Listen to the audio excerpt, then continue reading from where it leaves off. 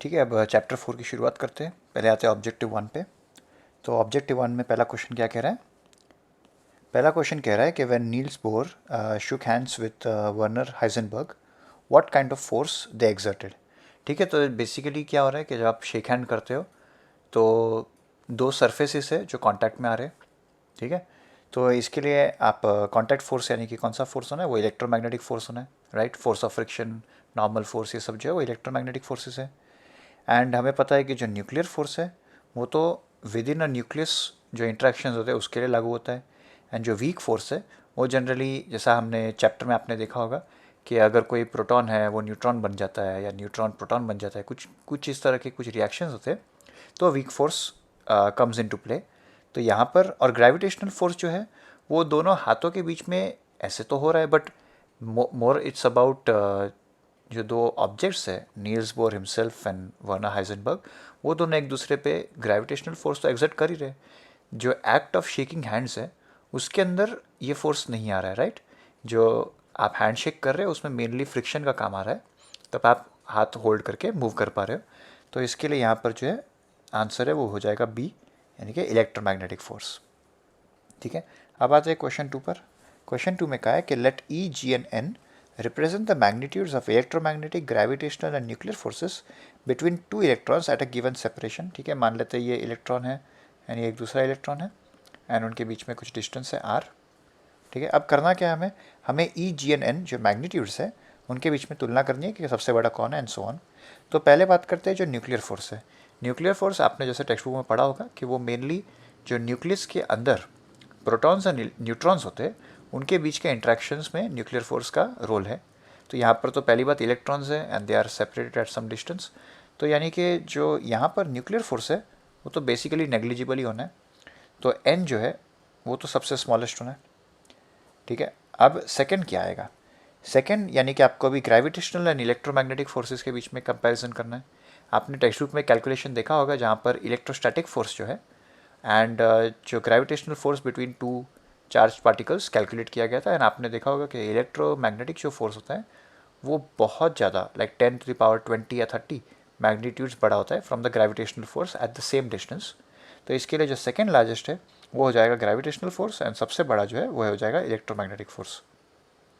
ठीक है, तो इसके लिए आंसर हो जाएगा, अगर आप देखोगे तो डी एग्जैक्टली ये ऑर्डर ऑफ मैग्नीट्यूड्स है, ई ग्रेटर देन जी ग्रेटर देन एन। तो इसके लिए हो जाएगा आंसर डी। अब आते हैं क्वेश्चन 3 पर। क्वेश्चन 3 में कहा है the sum of all electromagnetic forces between different particles of a system of charge particles is zero. And ये कब होता है ये हमें देखना है। ठीक है, तो थोड़ा रिप्रेजेंटेशन के लिए एक डायग्राम ड्रॉ कर लेते हैं।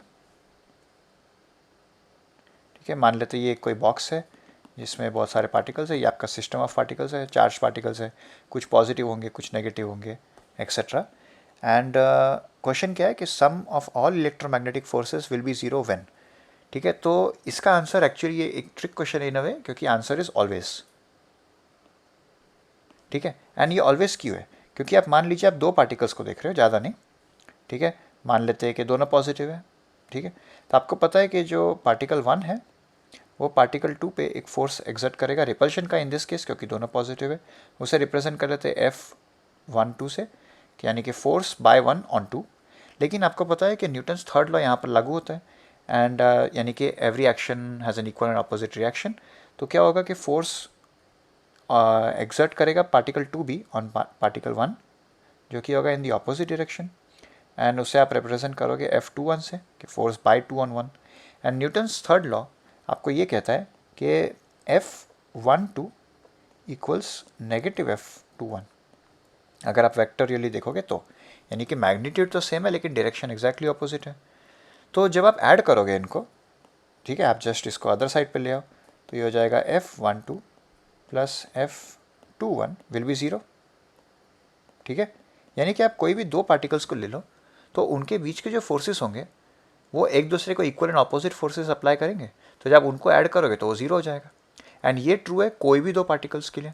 तो अगर आप सिस्टम ऑफ पार्टिकल्स की बात करो तो वहाँ पर भी ये होगा कि हर पार्टिकल अन्य पार्टिकल्स के ऊपर फोर्स अप्लाई कर रहा है एंड वो सारे जो पार्टिकल्स है वो पार्टिकल के ऊपर एग्जैक्टली ऑपोजिट फोर्स अप्लाई कर रहे हैं, तो उधर ऐड करने पे तुरंत ज़ीरो हो जाएगा।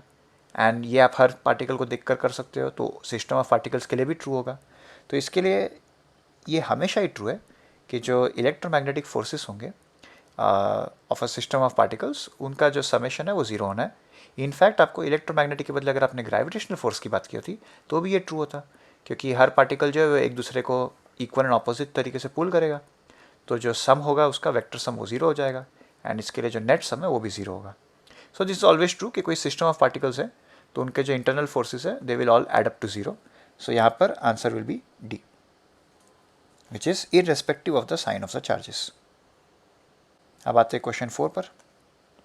क्वेश्चन 4 में कहा है कि a 60 kg man pushes a 40 kg man by force of 60 Newton's, तो देन द 40 kg मैन ने 60 kg मैन पे कितने का फोर्स लगाया रहेगा। फिर यहाँ पर अगेन आपको इसमें कुछ कैलकुलेशंस नहीं करने हैं। ये आपको पता है कि जब आप कोई दो ऑब्जेक्ट से, अगर ऑब्जेक्ट 1 ऑब्जेक्ट 2 पे एक फोर्स लगाता है तो न्यूटन्स थर्ड लॉ आपको बताता है कि ऑब्जेक्ट 2 ऑब्जेक्ट 1 पे सेम मैग्नीट्यूड का फोर्स लगाएगा इन दी ऑपोजिट डायरेक्शन। तो यहाँ पर अगर मान लेते कि ये 60 kg मैन है एंड ये जो है ये 40 kg मैन है, एंड अगर आप मान लेते कि अगर ये इस दिशा में जो 60 kg मैन है वो 40 kg मैन पे एक फोर्स लगा रहा है ऑफ हमें बताया गया 60 न्यूटन्स, ठीक है। तो हमें पता है कि जो 40 kg मैन है वो भी 60 kg मैन पे एग्जैक्टली ऑपोजिट डायरेक्शन में 60 न्यूटन्स का फोर्स लगाएगा, ठीक है। तो यहाँ पर आंसर हो जाएगा सी।